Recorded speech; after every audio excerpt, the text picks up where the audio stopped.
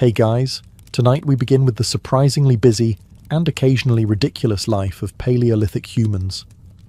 What did cavemen actually do all day? Turns out, it wasn't just rock smashing and fire discovery montages. So before you get comfortable, take a moment to like the video and subscribe, but only if you genuinely enjoy what I do here. And let me know in the comments where you're tuning in from and what time it is for you. It's always fascinating to see who's joining us from around the world. Now, dim the lights, maybe turn on a fan for that soft background hum, and let's ease into tonight's journey together. The average day for a caveman began at dawn, or slightly before, depending on how loud the wind was or whether someone nearby started coughing again. Most people slept on animal hides or directly on packed earth, sometimes with a layer of dried grass or leaves for padding. You probably slept near a fire, not for ambiance, for heat and to keep insects and predators away. Sleeping away from the group wasn't really an option unless you wanted to wake up missing a foot. Most people slept in small, tight groups, families, extended families, and whoever else was part of the local band. Privacy didn't exist. Everyone heard everything. The first thing you did after waking up was check the fire. If it went out, someone had to restart it. That could take time, patience, and a lot of rubbing sticks together.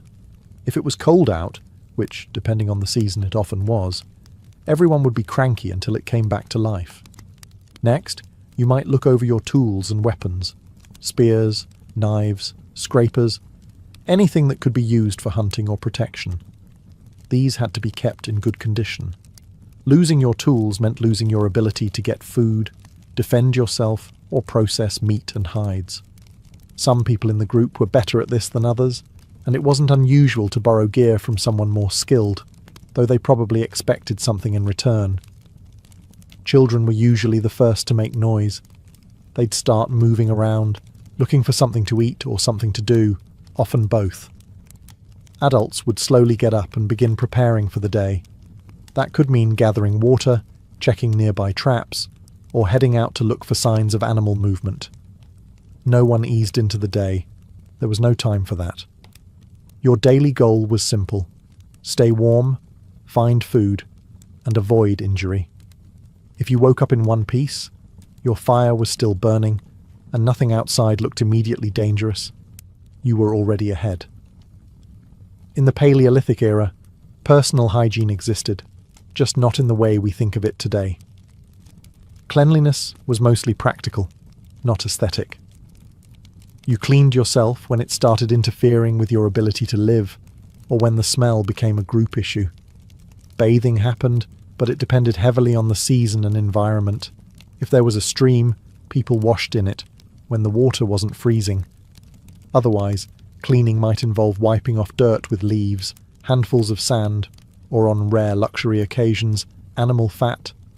That's right, fat could be used to scrub the skin, which sounds odd until you realise it also helped with warmth and insect control. Teeth were another story. There were no toothbrushes, but some people chewed fibrous sticks or bones to clean their teeth. Dental wear was common, especially since the Paleolithic diet involved tough meat, unprocessed grains, and sand particles from grinding stones that got into food. Cavemen didn't brush, but they also didn't eat candy, so cavities were rare. Tooth loss from injury or wear, however, was a different matter. Hair care was minimal. Hair was usually long, tied back, or simply ignored. Lice were common. Some groups used ash, dirt, or animal oils to reduce infestations. Others may have resorted to the always effective method of scratching a lot and hoping it goes away. There's also evidence from later prehistoric periods of primitive combs or grooming tools, so some effort was made. Eventually. Clothing didn't help matters. Animal hides weren't breathable, and they weren't washed often. If they smelled, people either got used to it or blamed the person sitting closest to the fire. Feet were mostly bare, or covered in wraparound hide shoes. As you can imagine, the smell of a prehistoric cave was distinctive. But here's the surprising part. Despite the lack of soap or showers, early humans adapted well. Their immune systems were strong, and their communities understood enough about cleanliness to avoid major outbreaks. In fact, People probably smelled about the same, so no one really noticed unless you did something extreme, like roll in a dead animal. Which, by the way, some people did, for camouflage, breakfast. There was no set time to eat. People ate when they could, what they could, and only if there was anything left over from the day before. If you woke up to find a bit of dried meat still hanging by the fire, congratulations, you'd won the prehistoric lottery. But most mornings didn't start that way. If last night's hunt had failed, or the food was already eaten, or stolen by a raccoon-like creature with ambition, then breakfast meant foraging. This might involve digging for roots, checking nearby berry bushes, or scanning the landscape for edible plants that hadn't already been claimed by animals or children. The choices were seasonal. Spring meant greens, summer brought fruits, and winter brought hunger. Protein was more unpredictable. Small animals like birds, rabbits, or insects were occasionally caught and eaten whole or roasted. Insects were a reliable protein source, even if nobody was particularly excited about it. If you found a termite mound or a handful of grubs, that might become the morning meal. They didn't taste great, but they didn't bite back either. Sometimes you'd share with others, especially within your own family group. But food was a resource, not a courtesy. If someone brought back breakfast, it meant they were either generous or in charge. Or both. Water was another priority. Streams, springs, and rivers were the main sources, if you were lucky. If not, puddles had to do. Boiling water wasn't a common practice yet, so most water was consumed raw and occasionally accompanied by bacteria, your gut either defeated or deeply regretted. Occasionally, there'd be a leftover from the last big hunt. Smoked meat, marrow from cracked bones, or dried strips of hide that were technically edible with enough chewing. These were valuable. People stored them high, wrapped, or hidden, though nothing could stop a determined child with a stick. So every morning was a new gamble. Maybe you'd find a few berries and a half-roasted squirrel. Maybe you'd find nothing. Either way, no one skipped breakfast on purpose. After breakfast, or the realization that breakfast wasn't happening, the next big task of the day was tool maintenance. Tools weren't just accessories, they were survival equipment. Without a good edge, you couldn't cut meat, scrape hides, or defend yourself. So, a surprising amount of the day was spent hunched over rocks, hitting other rocks, trying to get just the right shape. Welcome to Paleolithic tool-making, part craftsmanship, part trial and error, and entirely dependent on not smashing your thumb. The raw material of choice? Flint, or obsidian, if you were feeling fancy and lived near a volcano. These stones chipped predictably, which meant you could flake off sharp edges and create cutting tools. The basic starter pack included hand axes, scrapers, spearheads, and the very popular rock with a handle. There was no one-size-fits-all. Each tool had a purpose. Some for butchering, others for shaping wood, and some for tasks we still don't fully understand but probably involved hitting things. Most people made their own tools, but like everything else, some were better at it than others. If someone in the group had a knack for making perfectly balanced spear points, they earned respect, and requests.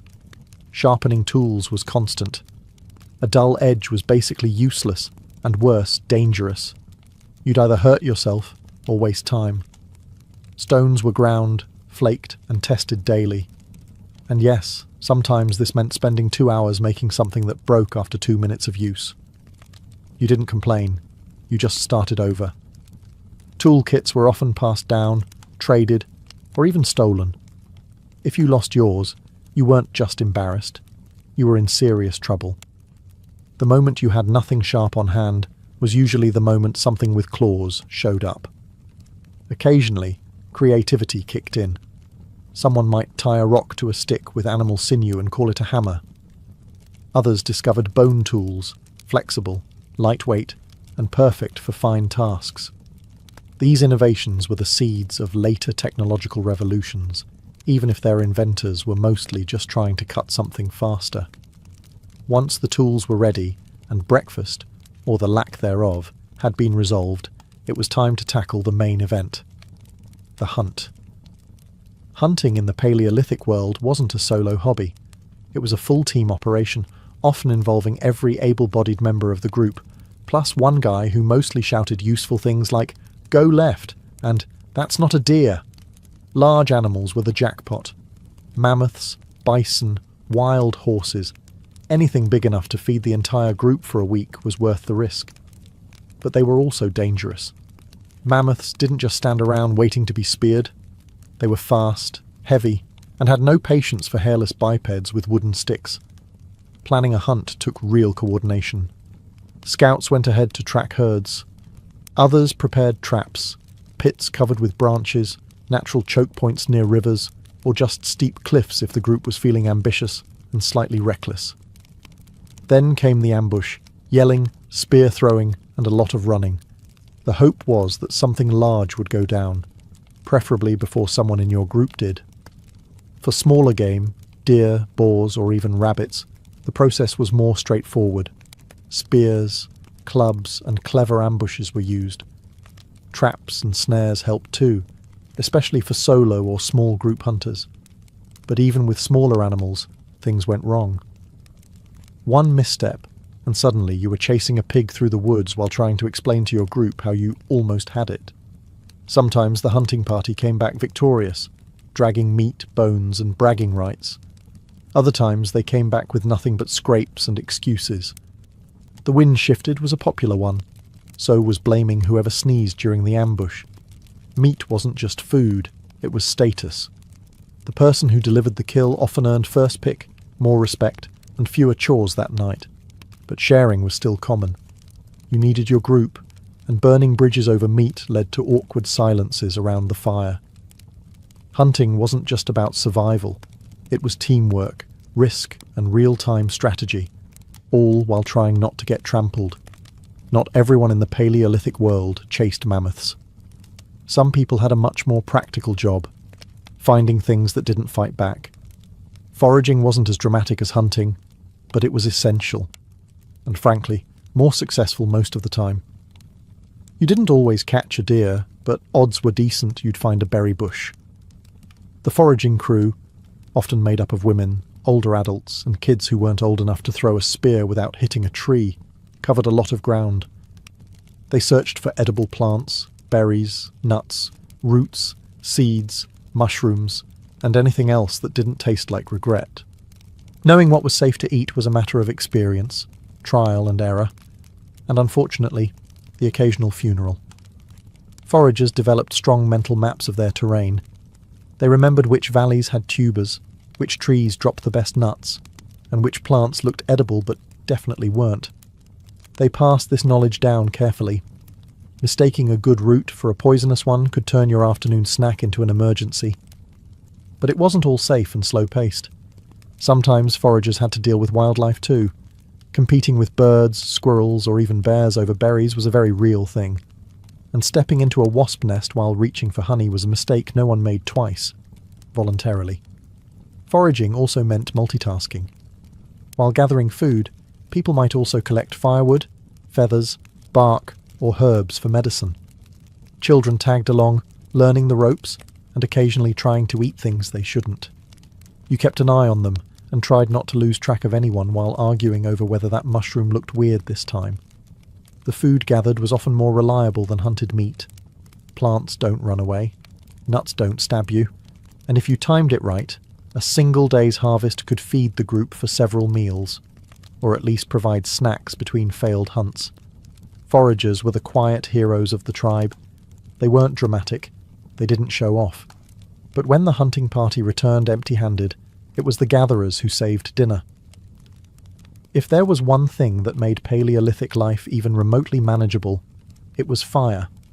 Fire cooked your food, kept you warm, scared off predators, and let you see your own feet after sunset. Without it, your odds of survival dropped fast, which is why every group had an unspoken rule: don't let the fire go out. Someone, usually whoever got the short end of the stick that day, was put on fire duty. This meant keeping an eye on the flames, feeding it with wood, and occasionally panicking if the wind shifted or the coals looked too dim. It wasn't glamorous, but it was essential. You could go without breakfast. You could limp through a bad hunt. But if the fire went out? Now that was a group emergency. Starting a fire from scratch wasn't easy. It involved friction-based tools like fire drills or hand-spinning sticks over dry wood. If your hands were cold or your material damp, you could be there all day, hoping a tiny ember showed mercy. This is why many groups tried to keep a single fire going at all times, even when moving camp. In some cases, someone literally carried a glowing coal wrapped in moss or bark to keep the flame alive on the road. This person had one job, and the pressure was very real. Fuel collection was part of the deal too. Dry wood, kindling, animal dung, whatever burned without exploding was fair game. Children often helped, though they sometimes brought back things that looked flammable but absolutely weren't, like wet logs or half-buried mushrooms. Fire maintenance also had a social side. The fire was the centre of camp life. People sat around it, told stories, shared food, and argued about whose turn it was to keep watch. The fire pit was, in a way, the original living room, except if someone fell asleep on duty, it could freeze everyone to death. No one got praise for keeping the fire going. But if it went out, there were no excuses. Just a lot of angry looks and the sentence, "Guess who's making sparks tonight?" Contrary to popular belief, not every prehistoric person lived in a cave. Caves were great if you could find one. Natural shelter, wind protection, and built-in walls. But they weren't always available, especially if other groups or wild animals had already claimed them. So, like any determined human, early people built their own homes. Sort of. Construction in the Paleolithic era wasn't about aesthetics. There were no blueprints, no architects, and certainly no HOA regulations. The main goal was simple: keep the weather out and the people in. If you lived in an area without usable caves, you probably built huts or shelters from wood, bones, mud, grass, and whatever else was lying around. A solid framework of branches or mammoth ribs would be lashed together with animal sinew or vines, then covered with hides, bark, or packed dirt. The result? A lopsided structure that leaked slightly less than standing outside. Building was a group effort. One person held the sticks, another did the tying, and someone stood nearby pretending they knew what they were doing.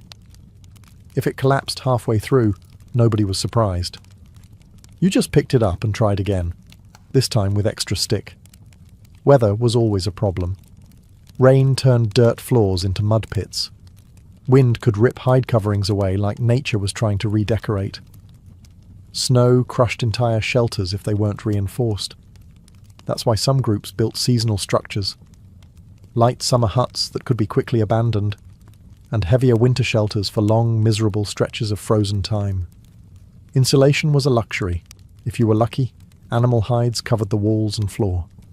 If not, you just layered up and complained. The fire stayed in the centre, ideally with a hole in the roof to let smoke out, though it usually let in just as much cold. Furniture? Not really.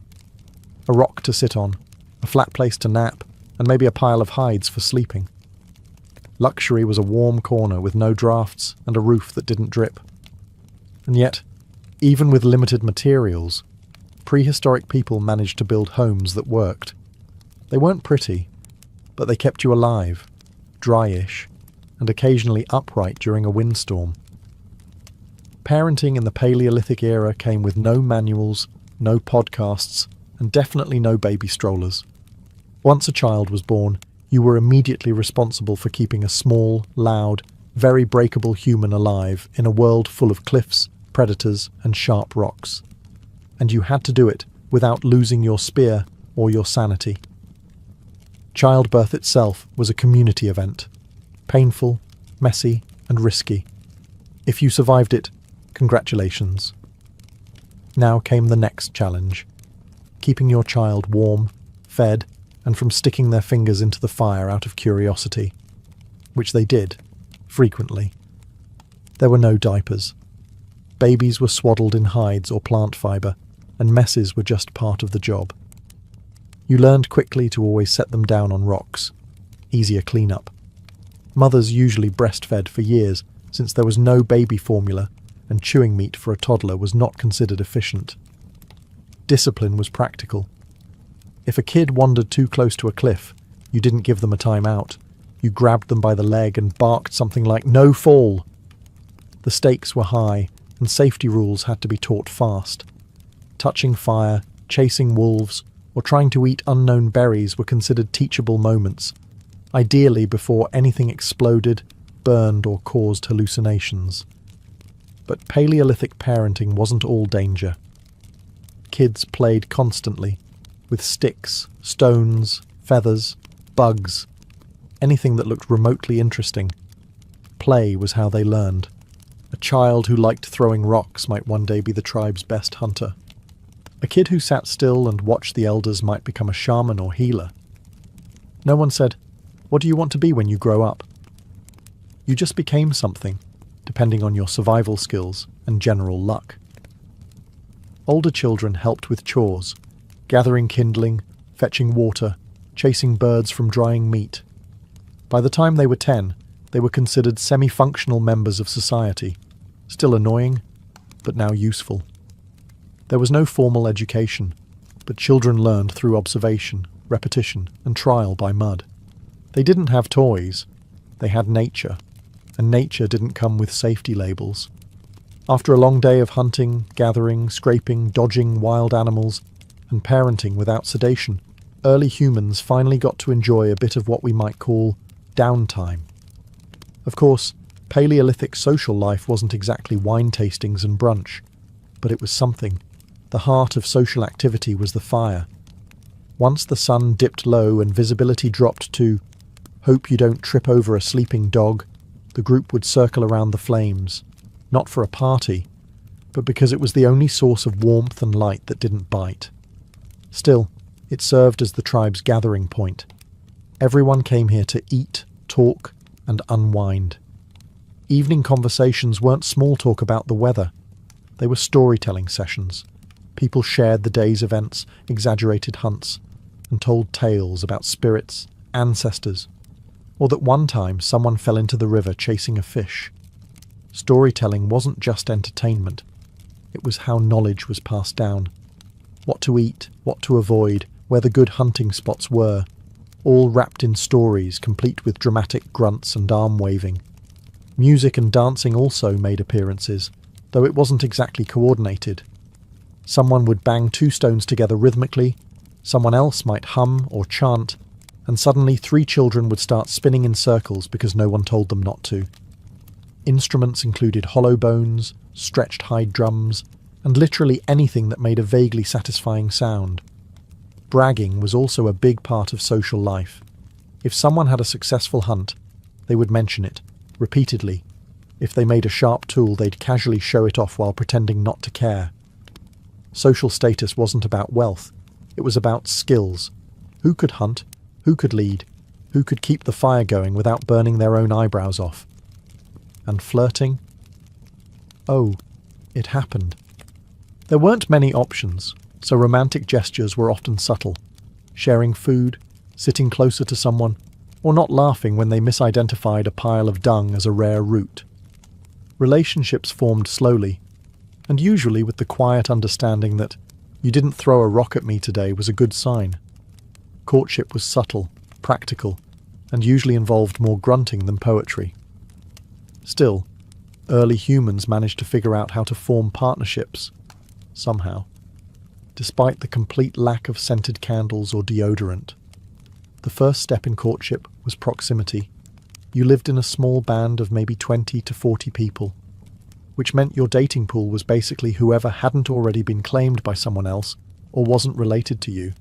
Not ideal, but there was no prehistoric version of Tinder, unless you count locking eyes while chewing the same piece of roasted squirrel. Flirting was quiet, and by today's standards, kind of strange. Sharing food was a big deal. If someone gave you the choicest piece of meat or a handful of berries they didn't technically have to part with, that was interest. Helping someone scrape a hide or carry water. Also a green flag.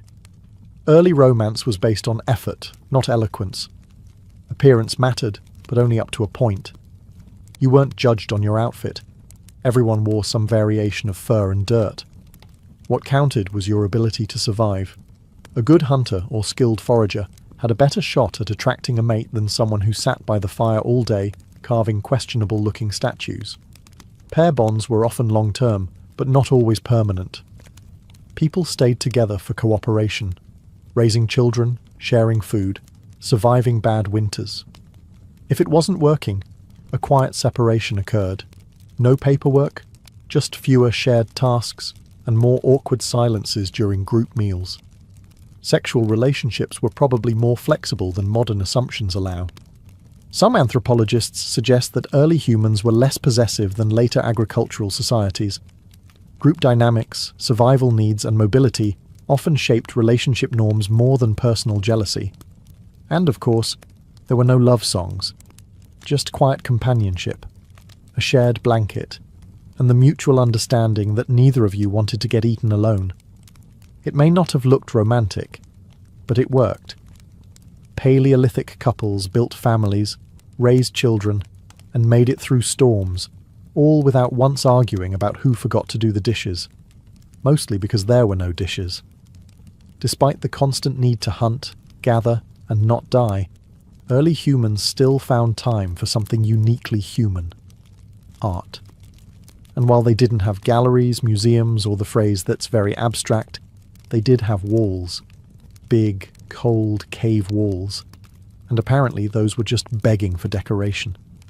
The earliest known cave paintings date back over 30,000 years, with famous examples found in places like Lascaux and Chauvet in modern-day France. These weren't random doodles.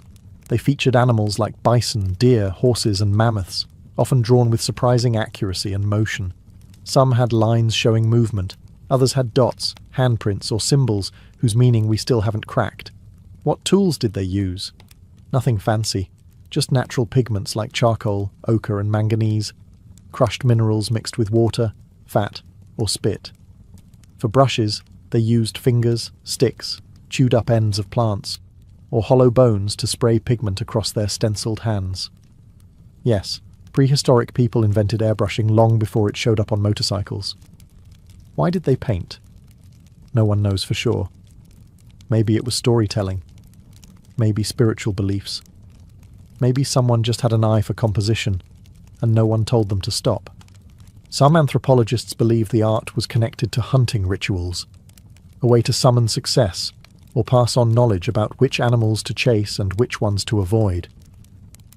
The artists probably worked by firelight, deep inside caves, in places no one lived, meaning they were making art just to make it. No commercial gain, no Instagram followers, just human expression in the rawest form. Kids likely got in on it too. Some caves include tiny handprints, suggesting that even little ones were taught how to make their mark, literally. And while we'll never know who made the first bison sketch, odds are someone stood behind them, grunting in approval or offering very unhelpful critiques. What's remarkable is that this art lasted. Long after the huts rotted and the fire pits crumbled, those painted animals still gallop across cave walls.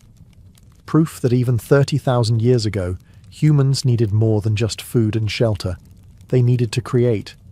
Also, maybe they just really liked bison. Getting sick or injured in the Paleolithic era was a bit like rolling dice with the universe. Only the dice were made of bone and had mostly bad sides. There were no hospitals, no antibiotics, and definitely no urgent care. If you broke something, cut yourself, or developed a mysterious rash, the best-case scenario was that your body handled it. The worst-case scenario, well, everyone gathered awkwardly around your fire and hoped it didn't look contagious. Medical care existed, but it was basic. Extremely basic. Early humans likely had some understanding of plants that reduced pain or inflammation. Chewed bark, roots, or crushed herbs might have served as primitive medicine. Willow bark, for instance, contains salicylic acid, the active ingredient in aspirin. So somewhere out there, a Paleolithic person was the first to discover pain relief by gnawing on a tree. For wounds, treatment often involved cleaning the area with water or antiseptic plants, if known, wrapping it in animal hide or moss and then watching it closely. Infection was the real killer, not the injury itself. There were no sterile bandages. If the wound got red, hot and started to smell, well, that was the smell of bad news. Broken bones? Sometimes they healed, sometimes they didn't. There's archaeological evidence of prehistoric skeletons with healed fractures, suggesting that care was given and rest was enforced.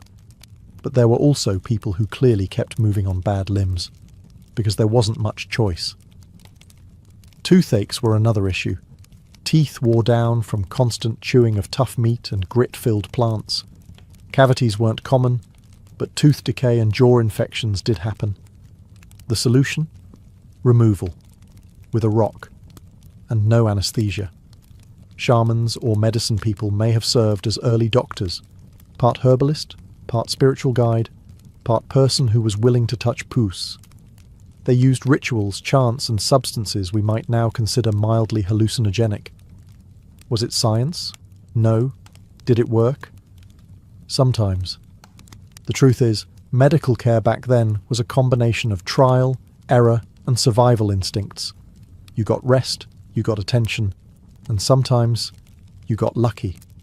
And if you didn't, your spot by the fire went to someone else by nightfall. In the Paleolithic world, there were no wagons, no wheels, no roads, and absolutely no concept of catching a ride. If you wanted to go somewhere, you walked. That was it. Travel wasn't a convenience, it was a physical commitment. Whether you were moving camp, following game, or avoiding the neighbours who kept stealing your firewood, it always meant using your own 2 feet. Mobility was essential. Paleolithic groups were typically nomadic, moving as needed based on seasons, food availability, and possibly just to escape the smell of the old camp. Campsites didn't come with leases. Once the local resources were used up or the mammoths moved on, the people followed. Trips could be short, a day's walk to a nearby hunting ground, or much longer, spanning dozens of miles over several days or even weeks. Everything had to be carried. Tools, hides, fire-starting gear, food, if there was any left, and children all had to be packed up and hauled on your back. There were no suitcases, just bags made from leather or baskets made from woven reeds. And don't forget the weather. Travelling meant exposure. Rain, wind, snow. You endured it all, possibly while trying to convince a tired 5-year-old that yes, they really did have to keep walking. Again, uphill. Navigation wasn't done with maps. People used memory, landmarks, star patterns, animal tracks, and oral knowledge passed through generations. That mountain that looks like a sleeping bear, or the bend in the river that smells funny, were as close to street signs as you got. Group movement had to be organised. Scouts might go ahead to check for threats. Everyone else moved carefully, often in single file. If someone got injured, the entire group slowed down. If the weather turned, you found shelter. Fast. Speed was important, but so was staying together. Getting separated in prehistoric wilderness was rarely survivable. Despite all that, people covered serious ground. Fossils and artifacts show that Paleolithic humans migrated across continents, on foot, no GPS, no water bottles, no Spotify, just survival, sore feet, and the unshakable human drive to see what was beyond the next hill.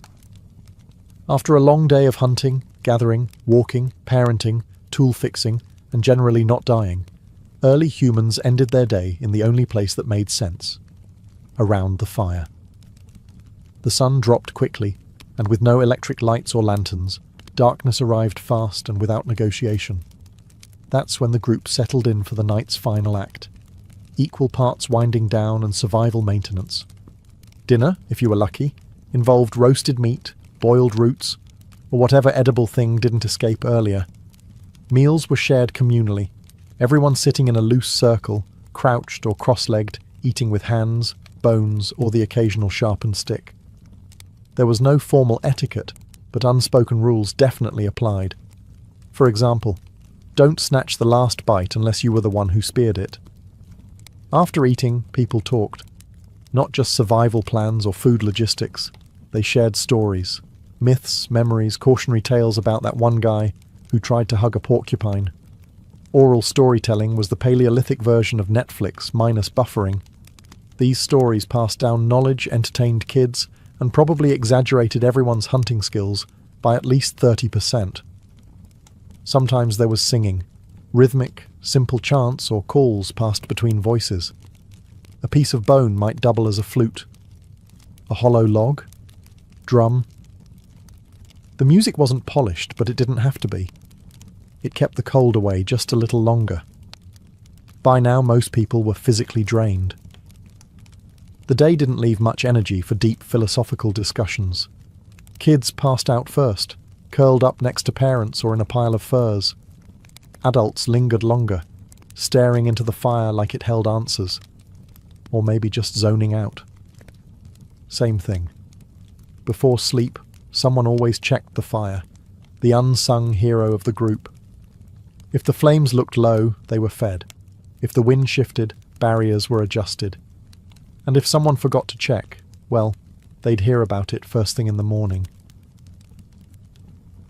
In December 1938, two German scientists, Otto Hahn and Fritz Strassmann, bombarded uranium with neutrons, and the results were baffling.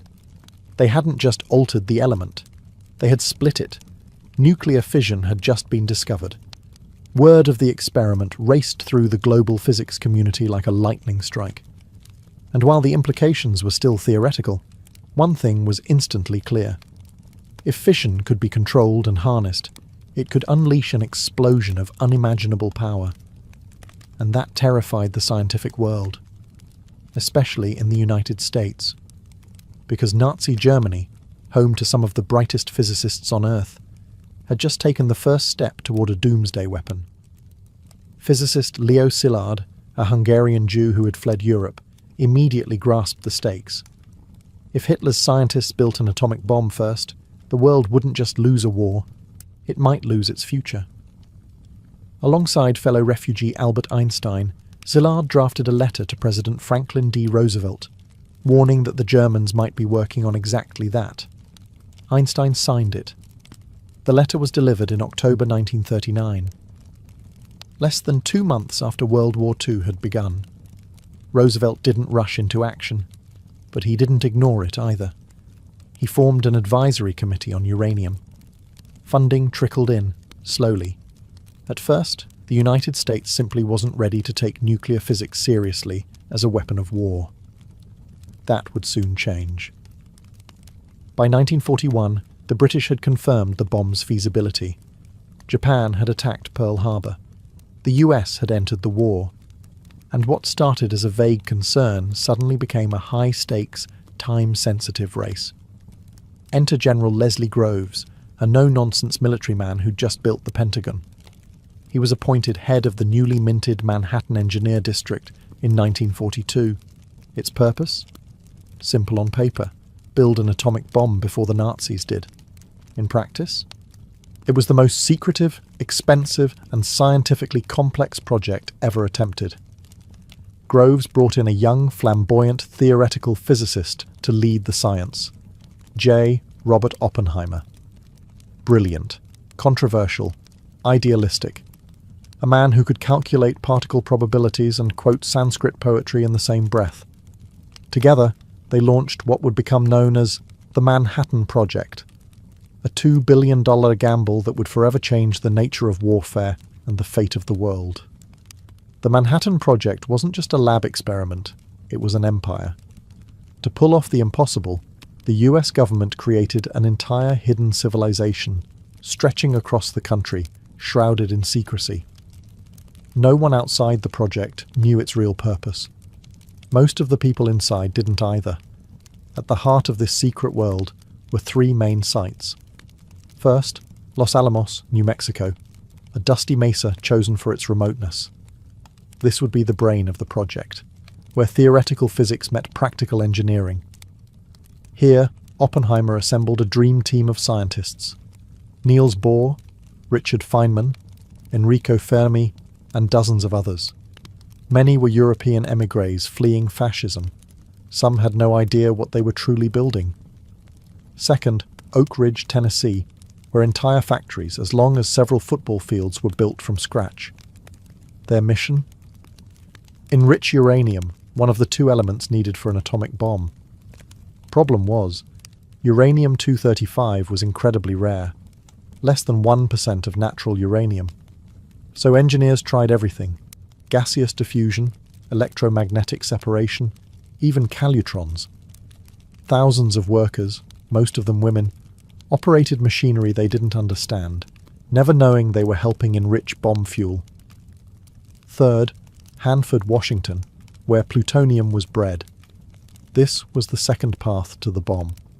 Plutonium didn't occur naturally in usable amounts, but in huge nuclear reactors built in the middle of nowhere, uranium could be bombarded to produce it. Then it had to be extracted, refined, and shipped to Los Alamos for weaponization. The reactors ran around the clock, creating a new element and new nightmares. Radiation leaks, contamination, and the birth of the nuclear age's environmental costs all began here. Over 130,000 people worked on the Manhattan Project, more than the population of some US states at the time. They built secret towns, complete with housing, schools, stores, and security fences. Mail was censored. Phone calls were monitored. Workers were told only what they needed to know. Even Vice President Harry Truman had no idea what the project was until he became president. This wasn't just a science project. It was industrial, military, bureaucratic, and deeply human. People fell in love, gave birth, suffered accidents, got bored, and died, all in service of an invention they couldn't name. The project had become a hidden America, and it was inching closer, day by day, to building the deadliest weapon in history. J. Robert Oppenheimer wasn't your typical military contractor. He wasn't even a typical scientist. Brilliant, erratic, aristocratic, and deeply philosophical, Oppenheimer spoke 6 languages, quoted the Bhagavad Gita, and smoked constantly. He had a sharp tongue, fragile health, and an uncanny ability to solve theoretical puzzles that stumped everyone else. To many, he seemed more poet than physicist, but under pressure, he was the glue that held Los Alamos together. Appointed scientific director of the Manhattan Project by General Groves, Oppenheimer quickly proved he was more than just an academic. He had an intuitive understanding of people and politics. He could inspire loyalty and manage egos.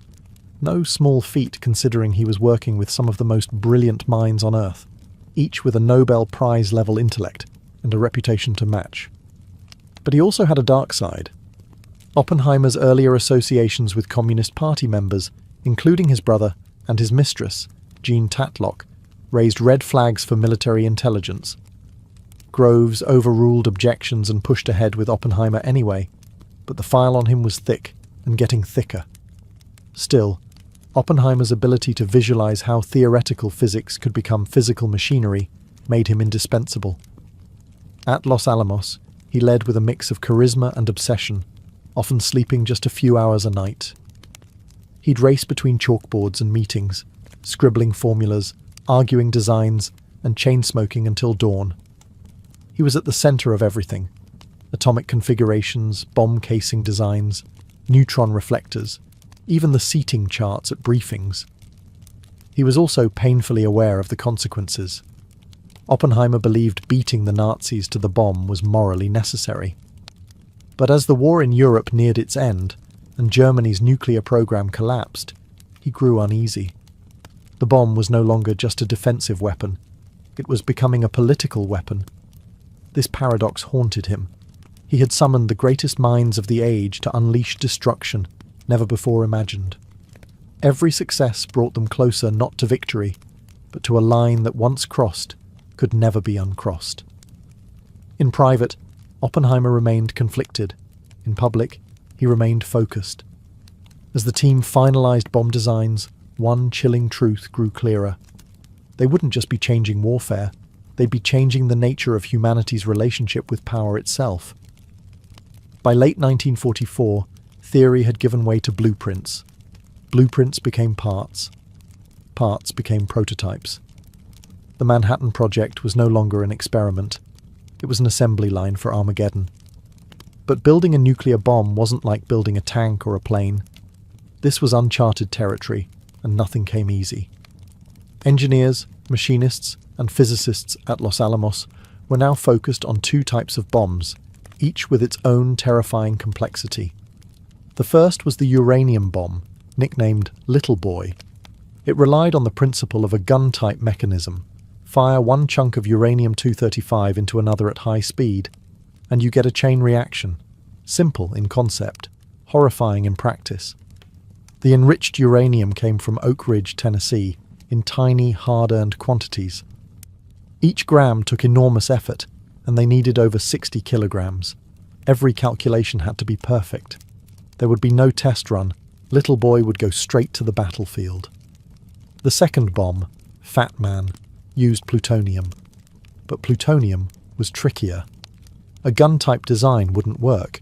Plutonium would pre-detonate, fizzling out before it reached full power. Instead, they had to develop a completely different method: implosion. This meant precisely timed explosive lenses would compress a plutonium core into a critical mass in microseconds. It was like trying to crush a steel ball evenly from all sides using dynamite, without cracking the shell. To make matters worse, plutonium was toxic, unstable, and newly invented. The scientists worked under extreme secrecy and stress. Accidents happened. In 1945, physicist Harry Daghlian accidentally dropped a tungsten brick into a plutonium core, initiating a critical reaction. He absorbed a lethal dose of radiation and died weeks later. The demon core, as it was called, would kill another scientist, Louis Slotin, months later, in an eerily similar accident. Every step forward carried a cost, physically, mentally, morally. Meanwhile, time was running out. Germany had surrendered, Japan fought on, and Washington wanted results. The scientists at Los Alamos knew what they were making, but not where it would go, or who it would kill. Inside the workshops, the final pieces were coming together. Metal casings, precision detonators, nuclear cores. Each component, a marvel of science. Together, they would form humanity's most lethal invention. The only thing left now was to test it. Not in theory, not in simulation. In fire, in desert, in real life. On July 16, 1945, at precisely 5:29 a.m., the New Mexico desert turned into the birthplace of the nuclear age. The test was codenamed Trinity, and it was the first detonation of a nuclear device in human history. The bomb they tested was a plutonium implosion design, the same type as Fat Man. It had never been tested before. Unlike Little Boy, which the scientists believed would work based on simple physics, Fat Man's complex implosion mechanism made it unpredictable. It could fail, it could fizzle, or it could destroy everything around them. Tension ran high. Oppenheimer, Groves, and hundreds of scientists gathered at observation points miles from the detonation site. Many wore welding goggles. Some had sunscreen smeared on their faces, hoping it would protect them from the unknown light that was about to be born. Others took bets on whether the blast would ignite the atmosphere. It sounds absurd now, but back then, they genuinely weren't sure. At the exact moment of detonation, the desert exploded with a flash brighter than the sun. The shockwave knocked people off their feet. The heat could be felt over 10 miles away. A mushroom cloud soared 40,000 feet into the sky. The earth itself seemed to pause. One observer described it as being present at the birth of the world. Another said it felt like the gates of hell had opened. Oppenheimer didn't cheer. He whispered a line from the Bhagavad Gita, "Now I am become death, the destroyer of worlds." The test was a success, a terrifying, undeniable success. It confirmed that the United States now possessed a weapon that could annihilate entire cities in seconds. But it also marked the beginning of a profound moral reckoning. Photographs were taken, measurements recorded. Glass-like sand, now called trinitite, formed at ground zero. But what lingered most wasn't scientific data, it was silence, awe, and the haunting awareness that mankind had crossed a threshold that could never be uncrossed. News of the test was kept tightly sealed. President Truman, then attending the Potsdam Conference in Germany, was informed via a coded message. The baby is born. The war was still raging in the Pacific. Japan had not yet surrendered. And now, the United States held the power of annihilation. The question wasn't if they would use it. It was where and when. Less than a month after the Trinity test, the theoretical horror became a real one. The United States had 2 working bombs and a fateful decision to make. On August 6, 1945, a B-29 bomber named Enola Gay lifted off from Tinian Island. Its payload, Little Boy, the uranium bomb. The target, Hiroshima, a city of military importance, but also full of civilians. At 8:15 a.m., the bomb was released. 43 seconds later, the sky erupted. The explosion leveled 5 square miles of the city. Temperatures reached 7,000 degrees Fahrenheit at the epicenter. Over 70,000 people died instantly, vaporized or crushed. Fires raged. Survivors, burned and blinded, stumbled through a nightmare landscape of twisted steel and ash. In the following weeks, tens of thousands more would die from radiation sickness, injuries, and trauma. The world had never seen destruction like this. And yet, the war continued. Japan's leaders hesitated. Some wanted surrender, others wanted terms. The US, interpreting silence as resistance, prepared a second strike. On August 9th, the plutonium bomb, Fat Man, was loaded onto another B-29, Boxcar. The primary target was Kokura, but cloud cover forced a change. The bomb was dropped over Nagasaki at 11:02 a.m. The terrain of Nagasaki limited the blast somewhat, but the destruction was still catastrophic. Around 40,000 people died instantly. The blast obliterated factories, homes, temples. Once again, thousands more would succumb in the following days from burns, trauma, and radiation. Within hours, the Japanese cabinet convened in chaos. The emperor himself, Hirohito, intervened. For the first time in history, a Japanese emperor spoke directly to his people, announcing unconditional surrender. The war was over. But the debate had just begun. Did the bombs end the war, or did they usher in something worse? Were they necessary, or a horrific show of force? Some scientists had begged for a demonstration instead of a city strike. Their pleas were ignored. Others, like General Groves, felt no remorse at all. The world had entered a new reality, one where peace was enforced by the threat of absolute destruction. The bomb had done its job, militarily, but morally, philosophically, spiritually? Those questions would echo for generations. What was undeniable? In 2 flashes of light, the 20th century had split. There was the world before the bomb, and everything that came after. The mushroom clouds had barely settled before the world, and especially those involved, began to wrestle with what had just happened. At Los Alamos, the celebrations were muted. Yes, the bomb had worked. Yes, the war was over. But the scale of devastation stunned even those who had built it. Photos of charred bodies and flattened cities reached the laboratories. Survivors' stories trickled in. Scientists who once poured their genius into making the weapon now stared into an ethical abyss. Many felt they'd unleashed something far bigger than they understood. Oppenheimer, in particular, was shattered. Though once the charismatic heart of the Manhattan Project, he was now a man haunted. In a meeting with President Truman shortly after the war, he reportedly said, "Mr. President, I feel I have blood on my hands." Truman, according to his staff, was disgusted. He later called Oppenheimer a crybaby scientist. But the ethical crisis wasn't confined to one man. Scientists like Leo Szilard and James Frank circulated petitions urging transparency and international control of nuclear weapons. They warned that secrecy and unchecked arsenals would lead to an arms race. Their reports were ignored. Instead, the US tightened control over nuclear research. The Atomic Energy Commission was formed.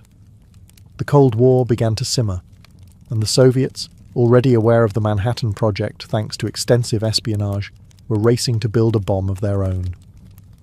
Meanwhile, many Manhattan Project workers, especially those at Oak Ridge and Hanford, began to learn, often for the first time, what they had been a part of.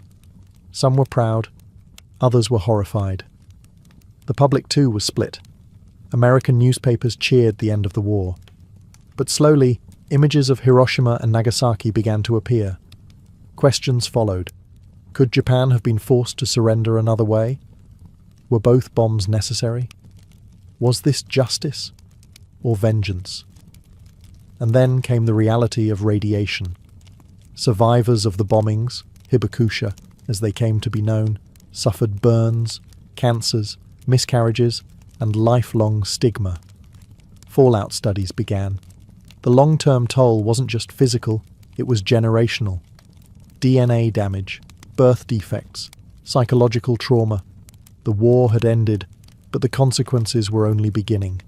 The Manhattan Project had achieved its goal, but left behind a legacy of sorrow, secrecy, and ethical confusion that would define the nuclear age. Science had broken through a barrier, but humanity hadn't caught up.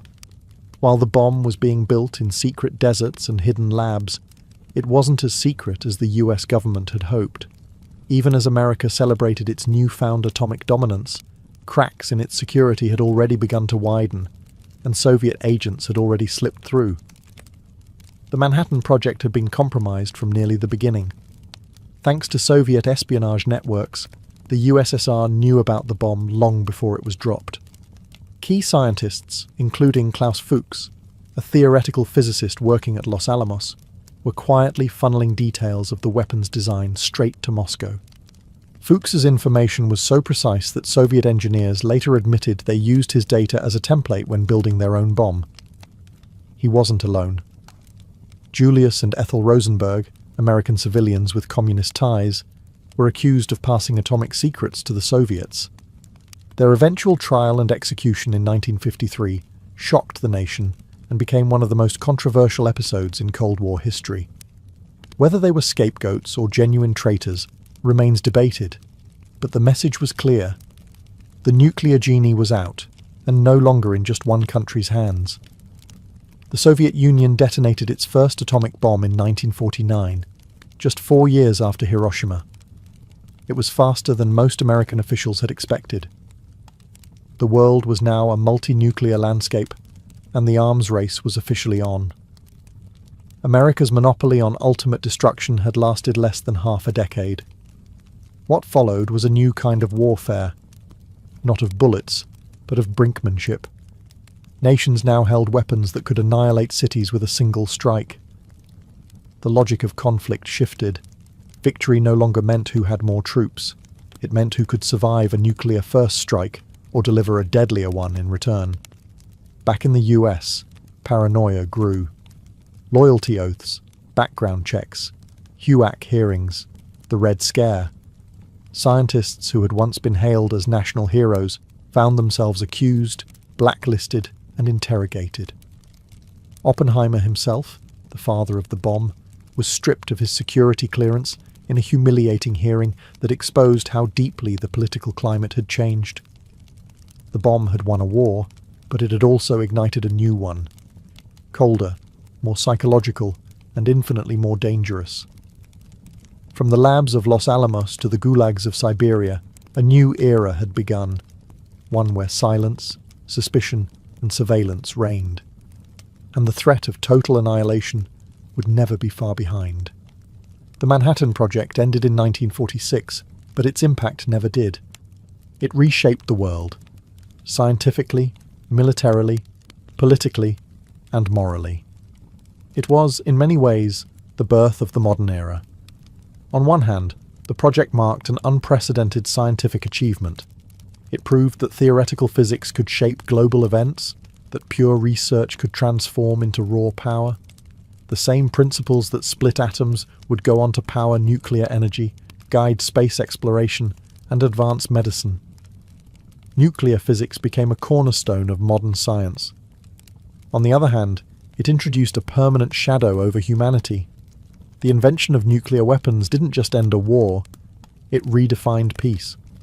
For the first time in history, humans had created something that could wipe themselves out entirely. That terrifying possibility has hovered over every international conflict since. The concept of mutually assured destruction became the twisted backbone of Cold War diplomacy. Two superpowers, armed to the teeth, locked in a stalemate where pulling the trigger meant the end of civilization. The Manhattan Project also sparked a global arms race. The US, the Soviet Union, then Britain, France, China, India, Pakistan, Israel, unofficially, and later North Korea, each developed their own bombs.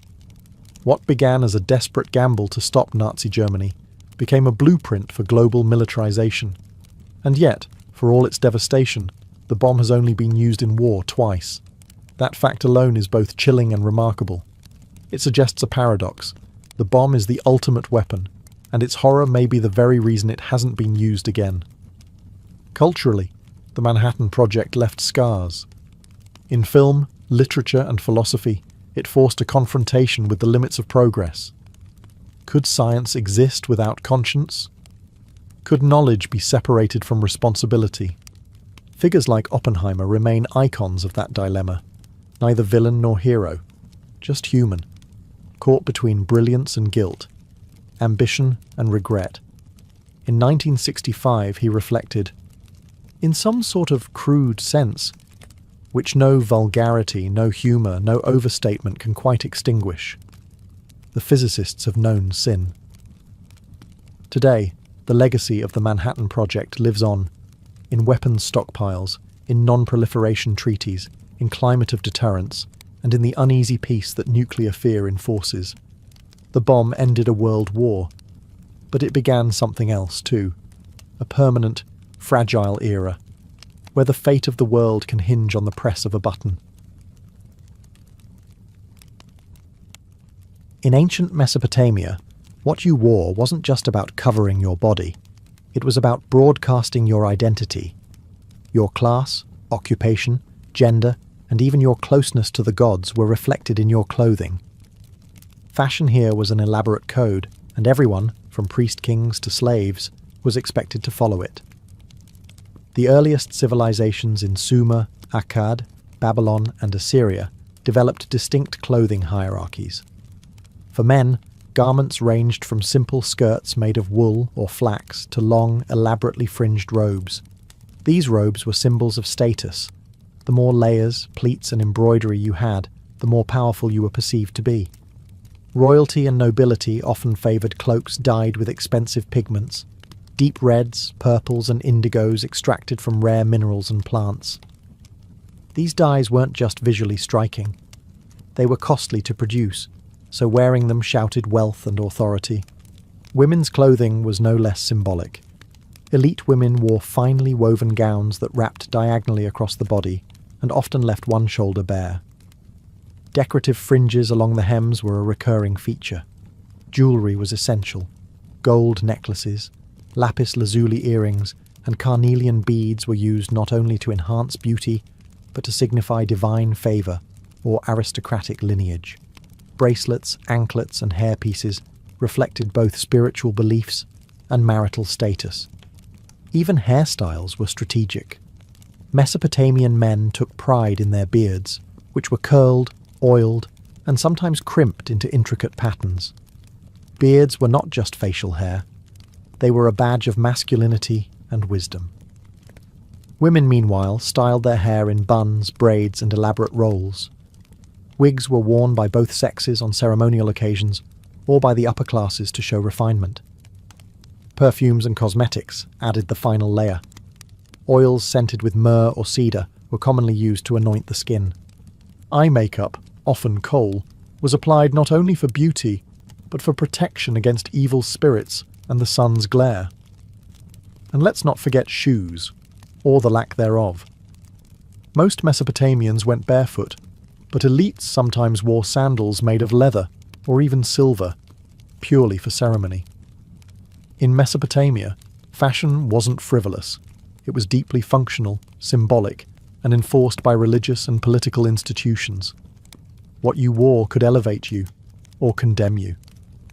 Even 5,000 years ago, people knew appearances weren't just skin deep, they were destiny. In ancient Egypt, fashion served a divine function. What you wore didn't just signal wealth or taste, it reflected your connection to the gods. Clothing was about purity, power, and eternal style. And in a land where life and death were closely intertwined, your wardrobe had to be fit for both this world and the next. Linen was king. Derived from flax, it was the primary fabric for all Egyptians, soft, lightweight, and perfect for the desert heat. But not all linen was equal. The upper class wore finely woven, almost transparent linen that clung to the body in elegant folds. Pharaohs and nobility wore pleated kilts and robes with ornate sashes, often starched and shaped to dramatic effect. The whiter and finer the linen, the more it symbolized purity and favor with the gods. For women, fashion was both sensual and symbolic. Elite women wore sheath dresses, known as calasiris, that were tight-fitting and often supported with shoulder straps. These dresses left little to the imagination, but in Egyptian culture, beauty and fertility were divine virtues. Clothing was designed to highlight the natural form.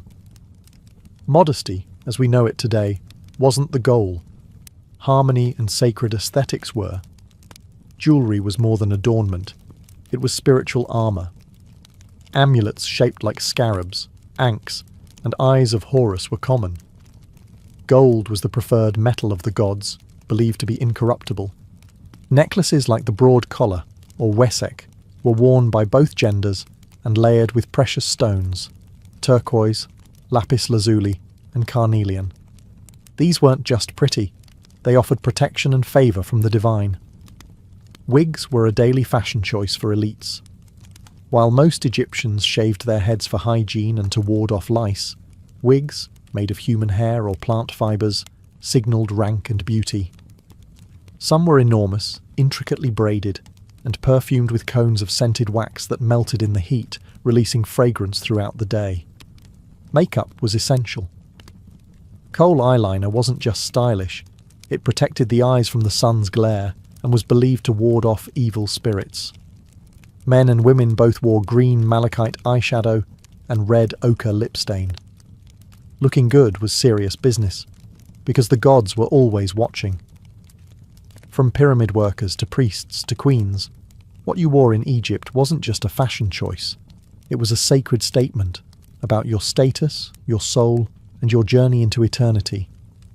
At first glance, ancient Greek fashion might seem simple, flowing fabrics, minimal seams, and clean lines. But look closer, and you'll see a world coded with identity, status, and civic values. In Greece, especially during the classical period, clothing wasn't about extravagance. It was about order, proportion, and philosophy. Literally. Greek garments were typically made from rectangular pieces of wool or linen, artfully draped and pinned rather than cut or tailored. The most iconic outfit was the chiton, a tunic fastened at the shoulders and belted at the waist. Men's chitons were usually knee-length, while women's reached the ankles, but even that length was a message. Long chitons on men signalled youth or priesthood, while short ones meant athleticism, labour, or military life. Over the chiton, both genders might wear a hymation, a large cloak draped over one shoulder. Philosophers famously wore it wrapped tightly, creating a dignified, severe look that mirrored their stoic ideals. The hymation became a silent advertisement for intellect and civic virtue. Women also wore the peplos, a heavier woolen garment folded over at the top, creating a double layer across the torso. This fold, called the apoptygma, was both decorative and symbolic. It highlighted modesty and femininity, ideals prized in Athenian society. The way a woman wore her peplos could signal her marital status, her mourning, or even her alignment with religious festivals. Colour played a subtle but important role. White was associated with purity and ceremony. Dark garments were worn during mourning, Saffron yellow and rich purples, though rare and expensive, appeared during special rituals or in elite households. Patterns were minimal, but geometric borders and embroidery along the hem or neckline added visual weight and social distinction. Hair and accessories were carefully curated. Men often kept their hair short, while women's hairstyles varied widely. Braids, buns, and curls all had their season. Jewellery was elegant but restrained. Gold earrings, intricate hairpins, and bracelets shaped like snakes or leaves.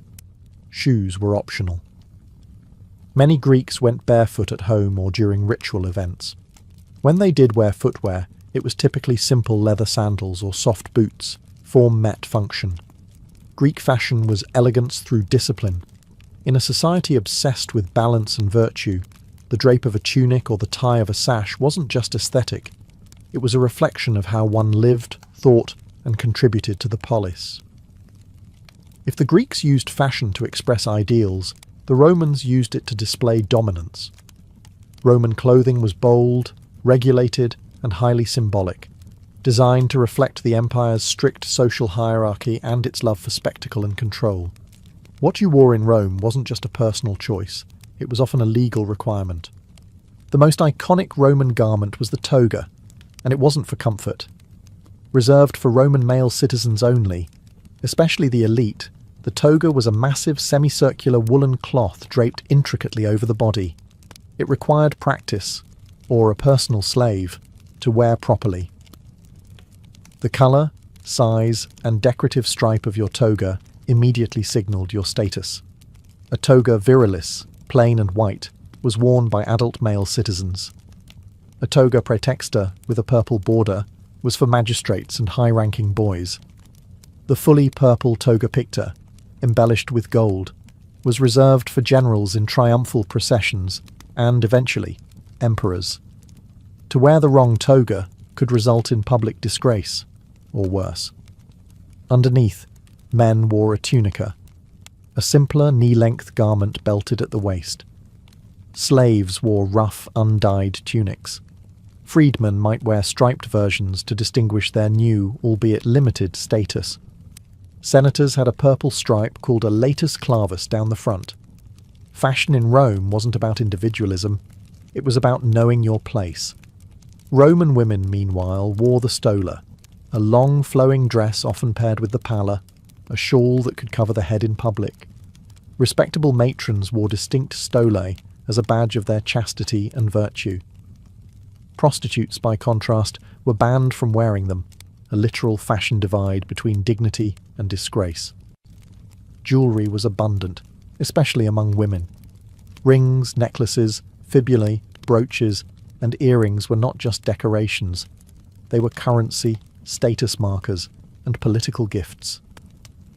Wealthy women wore elaborate hairstyles, often piled high with curls, braids, and pins, a fashion that required both a mirror and several servants. Footwear ranged from simple sandals to leather boots dyed red, green, or black. Senators even had their own shoe style, the calceus, marked by a black leather finish and laces across the ankle. In Rome, clothing was law, art, and propaganda rolled into one. To be dressed appropriately was to embody Rome's values: discipline, hierarchy, conquest, and civic pride. A toga wasn't just cloth. It was the Roman Republic, draped in wool. In the Achaemenid Persian Empire, fashion was nothing short of regal theatre. From Darius the Great to Xerxes, Persian rulers dressed not merely to impress, but to intimidate. To see a Persian nobleman walk into a room was to witness a human jewel box, shimmering in embroidered silks, gold ornaments, and divine iconography. Clothing here was about power, but also about cosmology. Unlike the more minimalist Greeks, Persians embraced vivid colours and luxurious textures. Silk, which reached Persia via early trade routes, was reserved for the elite. Embroidery was everything.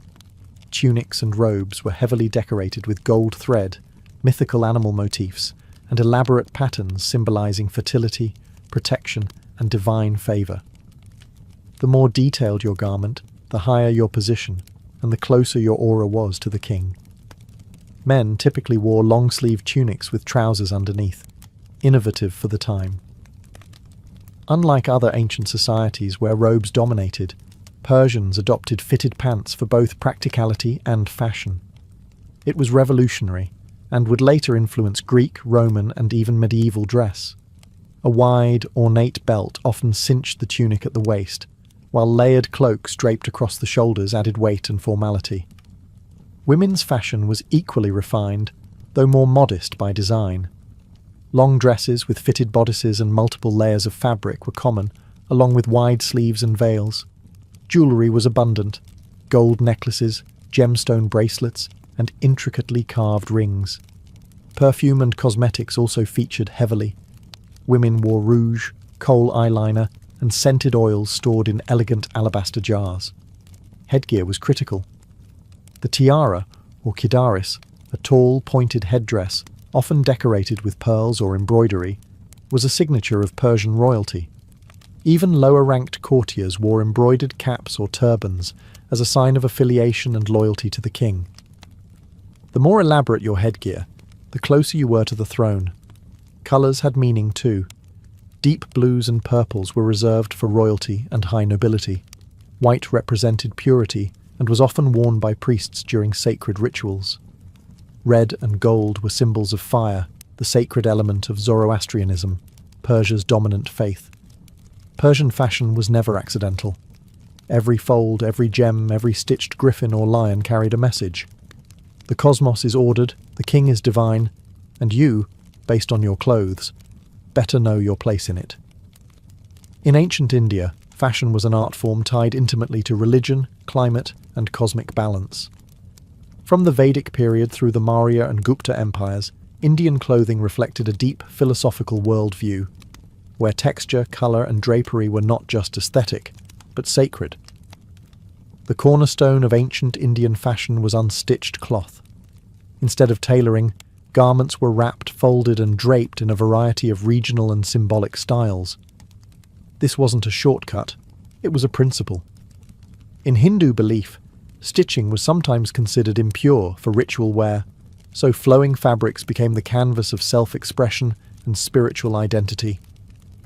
For men, the most common garment was the dhoti, a rectangular piece of cloth, often white or saffron, wrapped around the waist and tied in a knot.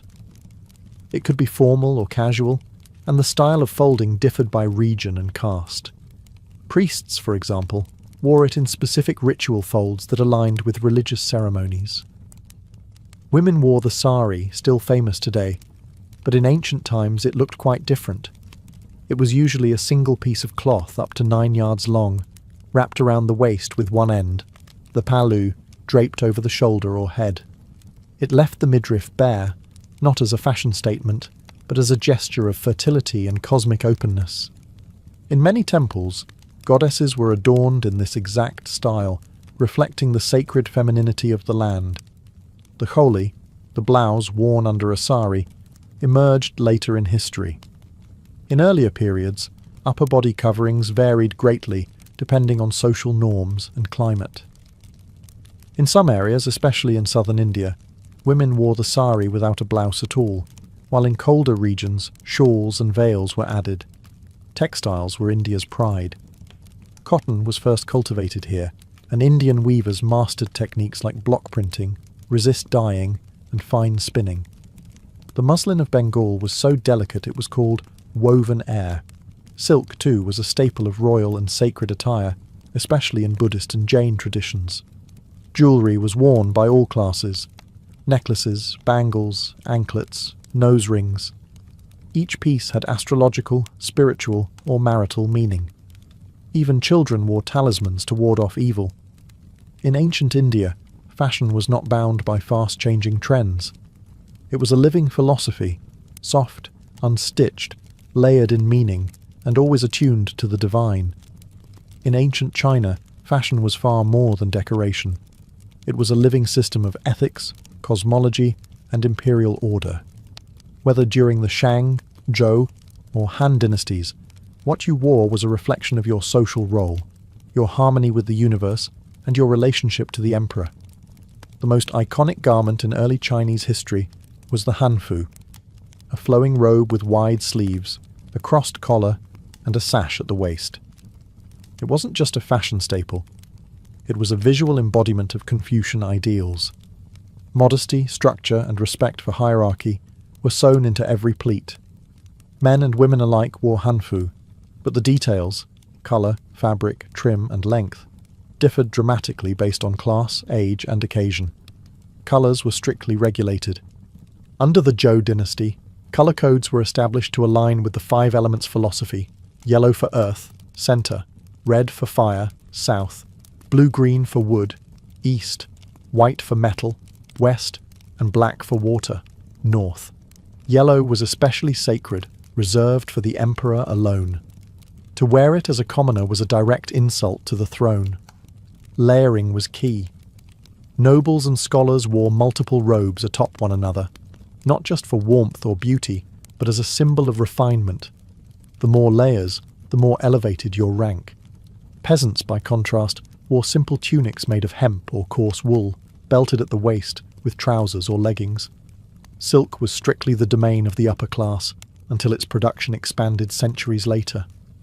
Women's attire varied, but generally echoed the hanfu silhouette, with added sashes, flowing skirts, and elaborate hairpins. Hair was always styled with care, long and pinned up, often with jade combs, gold ornaments, or floral motifs. The higher and more intricate the hairstyle, the greater the refinement. Hair left loose in public was considered improper for women past childhood. Accessories were laden with meaning. Jade, in particular, was seen as the stone of immortality and virtue. Pendants carved with dragons, phoenixes, or clouds symbolized blessings and moral strength. Even shoes had codes. Pointed tips or elevated soles distinguished the refined from the rustic. In ancient China, fashion was harmony in fabric form. It reflected the natural order, expressed human dignity, and upheld the invisible scaffolding of the empire. To dress properly wasn't just courteous. It was a civic and spiritual duty. To Romanize, the fashion of Celtic and Germanic tribes was wild, impractical, and savage. But to the people who wore it, their clothing wasn't just practical. It was powerfully expressive. Tribal dress reflected warrior culture, kinship, spiritual belief, and a love for bold identity.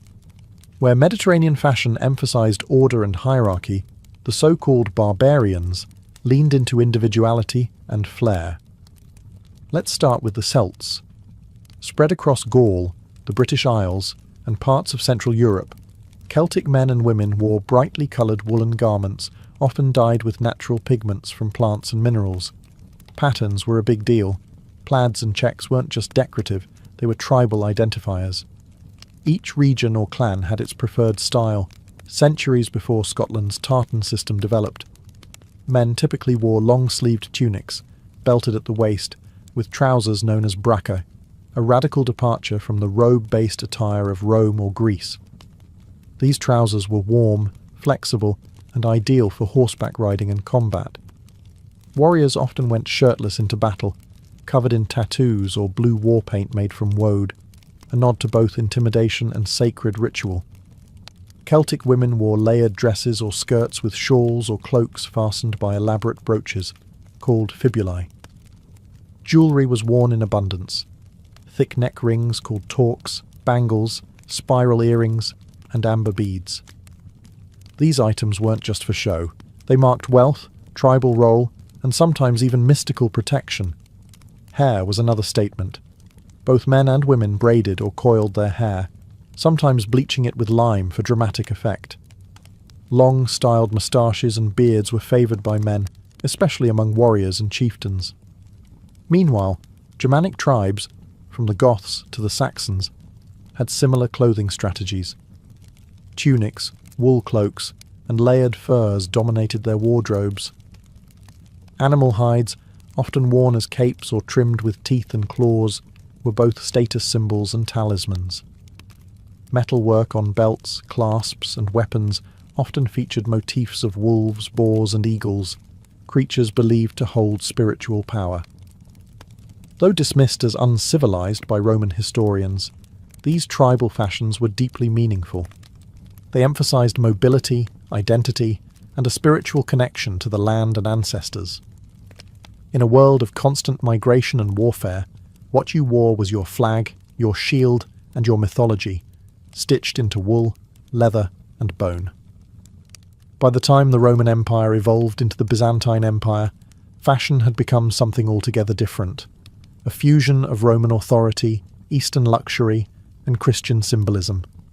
In Byzantium, clothing wasn't just about status or wealth, it was a sacred language. Every thread, every jewel, every embroidered icon was part of a divine and political performance. The Byzantine court was obsessed with ceremonial dress. The emperor, seen as God's representative on earth, wore garments so intricate and heavily adorned they bordered on the theatrical.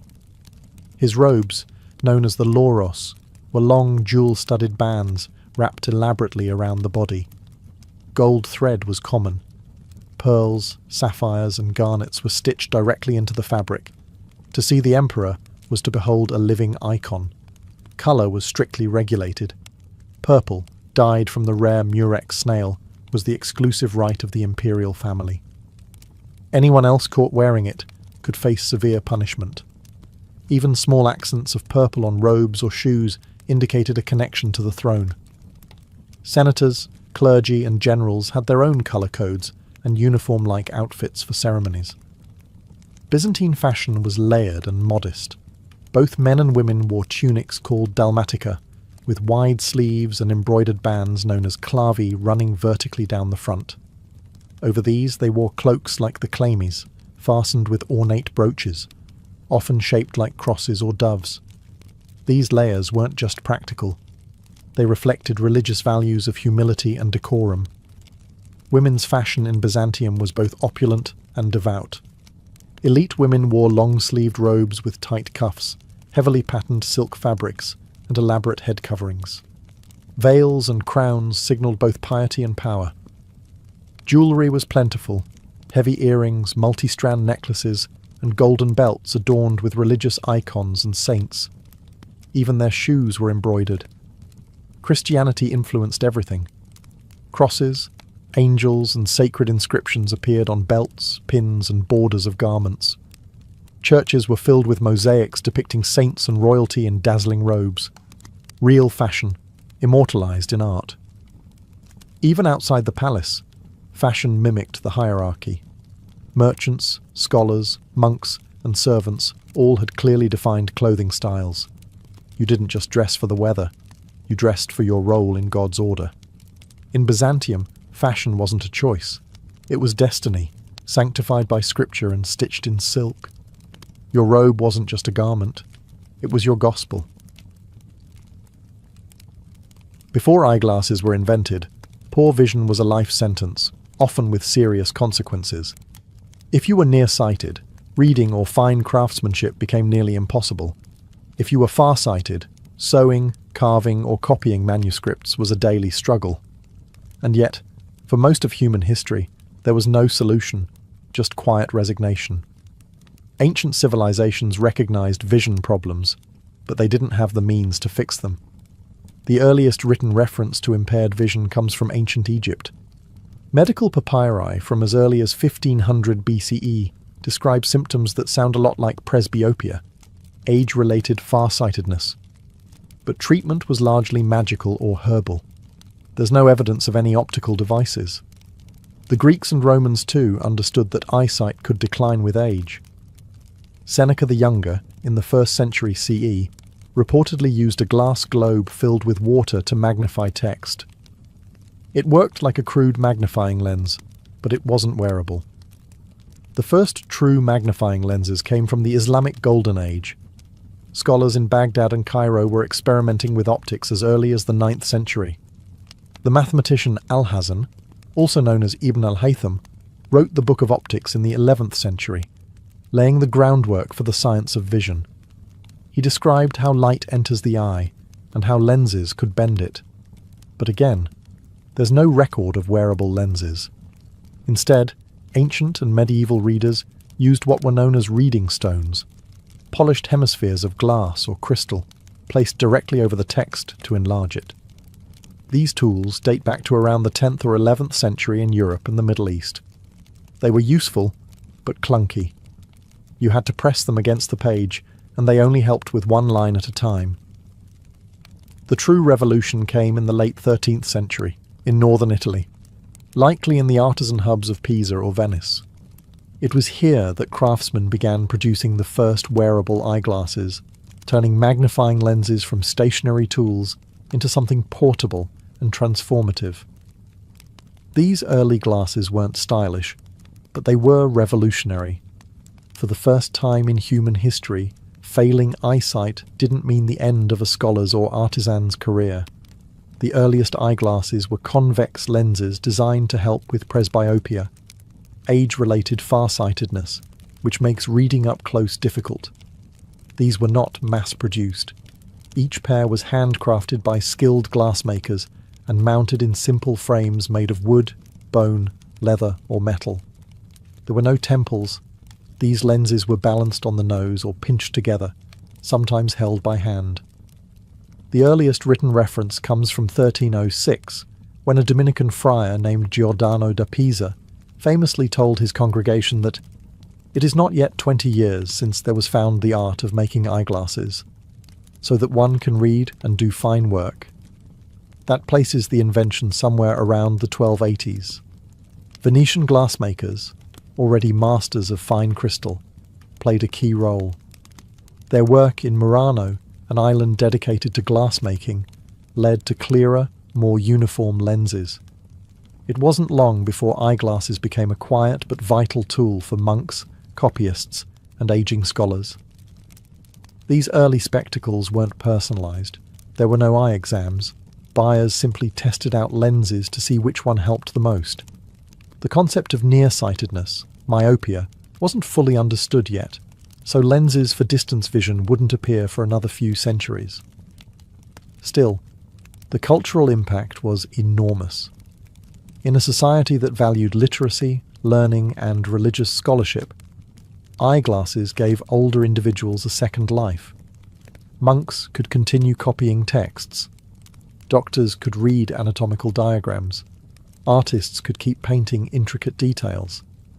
Aging no longer meant fading into uselessness. The invention spread rapidly across Europe, mostly among clergy and the educated elite. Glasses were expensive, and illiteracy was still widespread, so their use was limited. But word of their utility travelled quickly. By the early 14th century, eyeglasses had reached Germany, France, and England. A simple tool, 2 lenses in a frame, had changed the course of human productivity. For the first time, vision loss was not a final chapter. It was a problem with a solution. As the 14th and 15th centuries rolled on, eyeglasses moved beyond monasteries and into the bustling hands of Europe's growing middle class.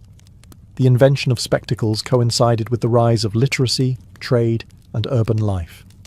And with it, eyeglasses evolved from obscure scholarly tools to everyday commercial goods, accessible, portable, and increasingly practical. Thanks to the rise of towns and guilds, more people were learning to read, merchants, artisans, and bureaucrats among them. Reading contracts, ledgers, and inventories required good close-up vision. Presbyopia, still the most common visual issue addressed by spectacles, no longer sidelined older professionals. In a world driven by writing and math, eyeglasses became a silent partner in economic expansion. By the 15th century, eyeglasses were being sold by peddlers, apothecaries, and even street vendors. These were rudimentary models, simple convex lenses mounted in wire or horn frames, held in place by pinching the nose or tying cords around the head. They weren't comfortable, but they worked. For many, it was the first time their world came into clear focus in decades. In 1450, Johannes Gutenberg's printing press changed everything. Suddenly, books could be produced by the hundreds, and later, by the thousands. As printed material flooded Europe, the demand for eyeglasses surged. Literacy rates crept upward, and with them, the need for vision correction. Glasses became more than a scholarly aid. They became tools for the new information age. eyeglass manufacturing began to specialize. In Nuremberg, Germany, spectacle makers formed one of the first dedicated guilds by the late 15th century. Venice and Florence also became centres of lens production, combining advances in glass clarity with craftsmanship in frame-making. These early opticians didn't conduct eye exams, but they developed a range of lenses with differing strengths. Buyers would simply try out lenses at market stalls to find one that suited their needs. The role of glasses in social perception also began to shift. At first, spectacles were a symbol of learning and age. Paintings from the Renaissance often depicted saints, scholars, or apostles in eyeglasses, an emblem of wisdom and spiritual focus. But as the middle class embraced them, glasses also became a sign of literacy, professionalism, and commercial savvy. Eyeglasses were no longer elite curiosities. They were becoming something more radical, useful, widespread, and essential. The 17th century brought a seismic shift in how people understood vision. It wasn't just about practicality anymore. It was about physics. This was the age of Galileo, Kepler, and Newton, men who not only gazed at the stars, but also cracked open the science behind how light and lenses work. Their discoveries forever changed both astronomy and optics, pushing eyeglasses from folkcraft to scientific instrument. Johannes Kepler's work in 1604, Ad Vitelionum Paralipomena, laid the foundation for modern optics. He was the first to explain how convex and concave lenses corrected vision, differentiating between myopia, nearsightedness, and hyperopia, farsightedness. For the first time, eyeglass lenses could be understood in terms of precise light refraction, not just trial and error. Meanwhile, Galileo used modified lenses to build the first practical telescope. Others applied similar methods to microscopes. These developments turned humble reading lenses into tools for exploring the universe and the invisible. The same glass that helped someone read a book was now helping humans read the stars and the cell. This new understanding of optics influenced eyeglass makers. With growing knowledge about focal lengths and lens curvature, opticians began crafting more precise corrective lenses. The profession started to professionalize. Spectacle makers in London, Paris, and Amsterdam began referring to themselves as opticians, a term rooted in science, not just trade. Eyeglass frames also saw subtle improvements. While many were still clunky and nose-pinched, some began to include leather nose pads, riveted hinges, or short handles known as temples. Early attempts to anchor glasses more securely. In China, eyeglasses with looped silk cords tied around the ears were already in use, and Europeans slowly adopted similar innovations. Another major leap, concave lenses for nearsightedness became more common. Previously, most glasses only helped far-sighted individuals, but as understanding of vision disorders grew, so did the range of corrective options. For the first time, a nearsighted young person could wear glasses to see clearly at a distance, expanding the use of spectacles beyond the elderly and scholarly. By the end of the 1600s, eyeglasses had entered a new era. They weren't just functional, they were evidence of Enlightenment thinking. Grounded in physics, driven by curiosity, and shaped by expanding literacy, eyeglasses stood at the intersection of utility and discovery. From now on, improving eyesight would be a matter of science, not just chance. By the 18th century, eyeglasses had not only become more accessible, they had started to become fashionable. No longer confined to the desks of scholars or the toolkits of tradesmen, spectacles found their way into salons, courts, and coffee houses. The Enlightenment, with its emphasis on reason and refinement, gave rise to a world where intellect was trendy, and so were the tools that symbolized it.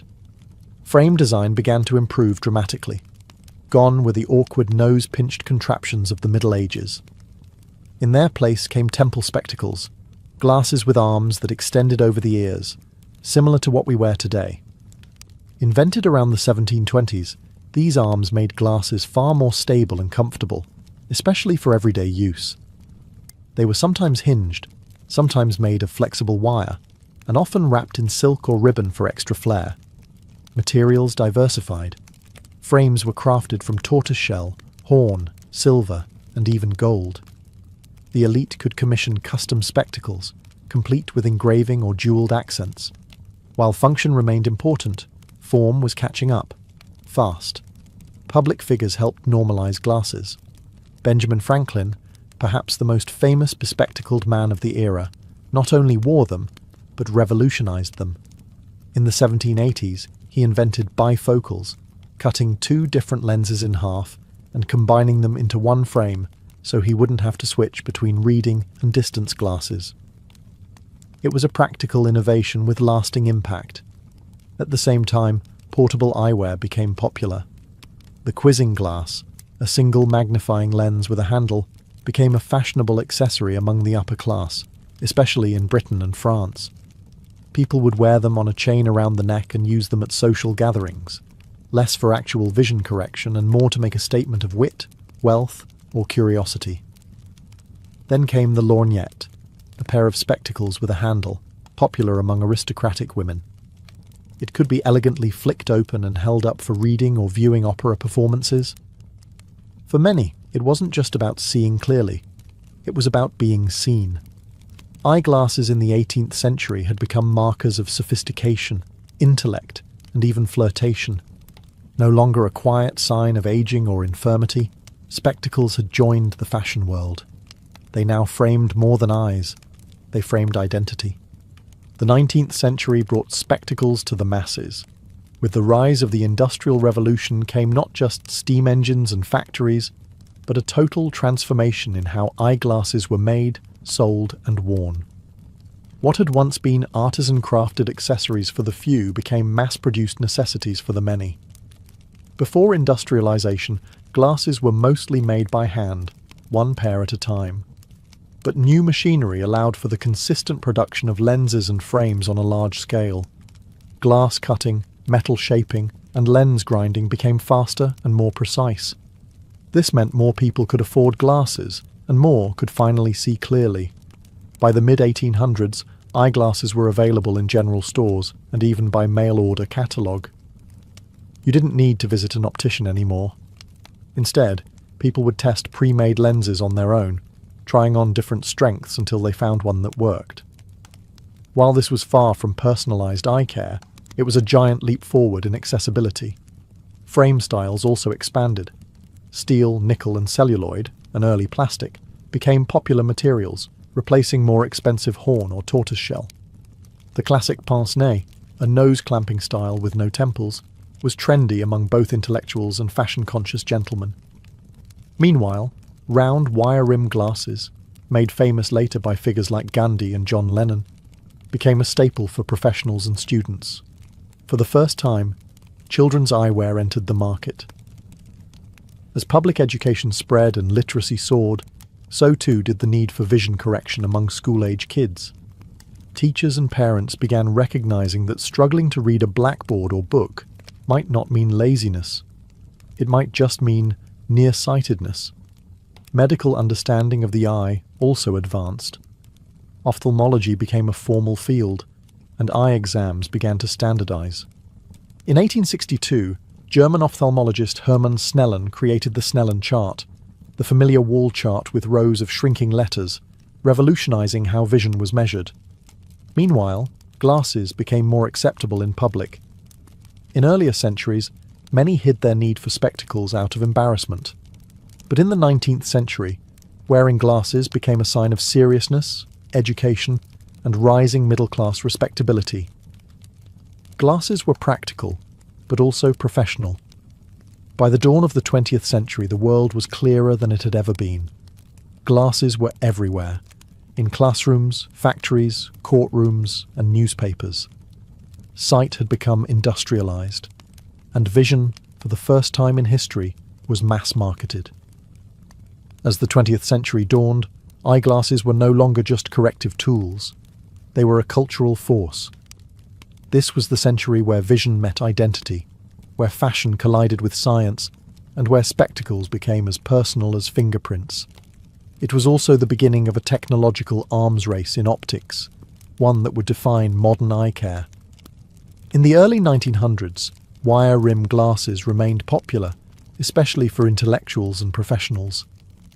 But mass production continued to evolve, and with it came new styles, shapes, and materials. By the 1920s and 1930s, celluloid and other plastics allowed for bolder frames, giving rise to more expressive eyewear. Thick black rims became associated with confidence and authority. Eyeglasses were no longer something to hide, they were something to show off. Hollywood played a pivotal role. Actors like Harold Lloyd, who wore round, horn-rimmed glasses, made spectacles part of his signature look. Later, stars like Marilyn Monroe, James Dean, and Audrey Hepburn wore glasses both on and off screen. Glasses that emphasized their personality, not their impairments. During World War II, innovation accelerated. Military demand for better optics led to advancements in lens durability, anti-reflective coatings, and lightweight frame design. The military also issued standardized glasses, nicknamed GI glasses, or, less affectionately, birth control glasses, for soldiers. These weren't flattering, but they were durable and accessible. In 1958, a huge leap occurred: the invention of plastic lenses. Lighter and safer than glass, they changed the comfort game entirely. Combined with the development of photochromic lenses, which darken in sunlight, glasses became more versatile for everyday wear. Then came contact lenses. Though invented earlier, it wasn't until the 1950s and 60s that soft contacts became commercially viable. Suddenly people had a choice. You could wear glasses, or not. Meanwhile, fashion exploded. The 1960s saw cat-eye frames and mod-inspired colours. The 70s brought oversized aviators. The 80s were all about big, bold statements. Think Run DMC and Wall Street executives. And by the 90s, minimalist styles returned, with rimless and wireframes ruling boardrooms and universities alike. Eyeglasses were no longer just tools for sight. They were statements of politics, of intellect, of rebellion, of style. Whether you were a beat poet in Greenwich Village or a Silicon Valley coder, your glasses said something about who you were. The 20th century didn't just correct vision, it reframed it. The 21st century brought eyeglasses into a whole new frontier, the digital world. As screens became our constant companions, on our desks, in our pockets, even on our wrists, our eyes began to pay the price. And so, eyewear had to evolve once again. From medical marvel to fashion staple to high-tech necessity, glasses became smarter, lighter, and more personalized than ever before. One of the most significant developments has been the rise of digital lens crafting. Unlike earlier eras where lenses were molded from preset prescriptions, modern glasses are now shaped with computer-guided precision. This allows for customized lenses tailored to your exact eye measurements, head tilt, reading distance, and more. Progressive lenses, which offer a seamless blend between near, middle, and far vision, have improved dramatically, eliminating the dizzying distortions that plagued early designs. Another innovation? Blue light blocking technology. As people began spending 8, 10, or even 12 hours a day staring at screens, reports of digital eye strain skyrocketed. Dry eyes, headaches, blurred vision, these became the new normal. Lens companies responded by developing coatings that filter out high-energy blue light, reducing fatigue and improving sleep for some users. Whether or not the science is conclusive, demand has soared. Frame technology also leapt forward. Ultralight materials like titanium, memory metal, and carbon fiber made glasses more durable and comfortable. Some frames are now so thin and feather-light, wearers forget they're even on. Others integrate flexible hinges, hypoallergenic coatings, and modular designs for personalization. Then came smart glasses. While early attempts like Google Glass had a rocky start, met with both awe and backlash, the concept of augmented eyewear hasn't disappeared. Modern versions now include audio capabilities, camera integration, fitness tracking, and even heads-up displays. Companies continue refining the balance between function and style, hoping to make smart glasses an everyday accessory. Eyewear retail has changed too. Online platforms now let users upload a selfie, try on frames virtually, and receive prescription lenses without ever entering a store. This democratization of access, combined with stylish branding, has turned glasses into a booming e-commerce industry. And let's not forget fashion. From hipster round frames to sleek minimalism to vintage revivals, glasses today are expressions of identity more than ever. In the digital age, glasses don't just help you see, they help you filter, protect, compute, and express exactly who you are. As we peer into the future of eyeglasses, the lines between technology, biology, and fashion continue to blur. We're now entering an era where correcting vision is just the beginning, where glasses might enhance human ability, serve as wearable computers, or eventually disappear altogether. The future isn't just about seeing better, it's about seeing differently. One of the most promising frontiers is smart eyewear. Companies like Meta, Apple, and Amazon are racing to develop glasses that integrate seamlessly with augmented reality, AR. The idea is to overlay digital information, navigation, notifications, translations, even 3D objects, onto your field of view, all without taking out a phone.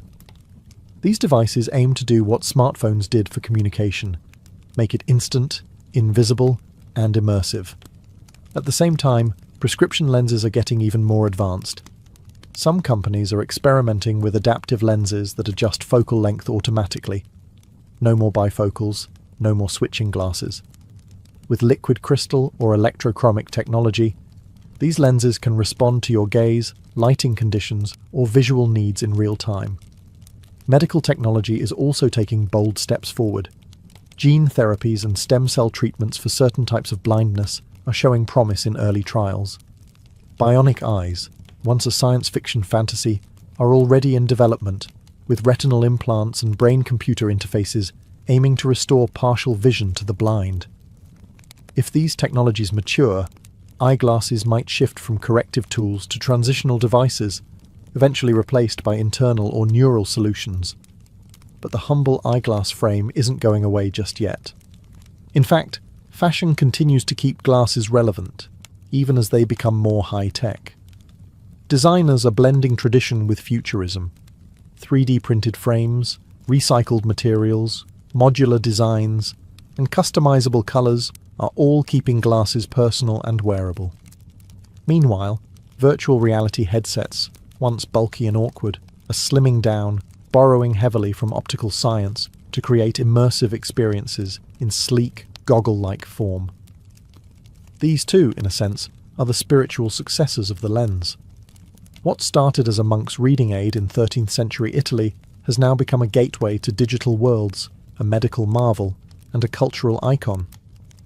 The story of eyeglasses isn't just about helping us see the world more clearly. It's about how the world has come to see us, and how that vision continues to evolve, one lens at a time.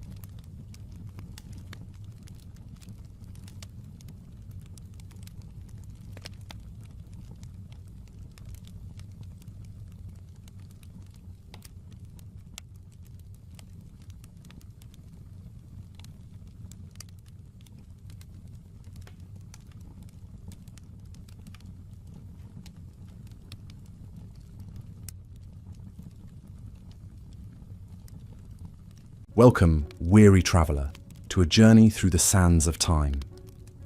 As you settle in for a night's repose, let us paint a vivid picture of an